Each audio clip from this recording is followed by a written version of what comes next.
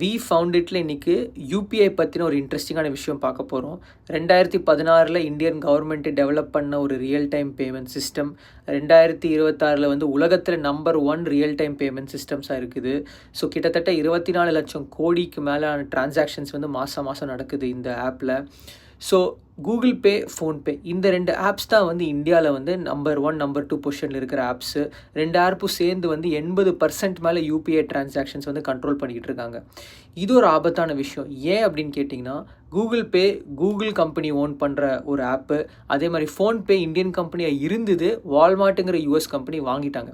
So 2 American companies வந்து இந்தியாவில் 80% மேலே நடக்கிற யூபிஐ டிரான்சாக்ஷன்ஸ் வச்சு இந்தியாவில் கன்சியூமர் வந்து எப்படிலாம் காசு செலவு பண்ணுறாங்க அப்படிங்கிறத வச்சு அவங்க வந்து பிஸ்னஸை டெவலப் பண்ண பார்த்துட்ருக்காங்க.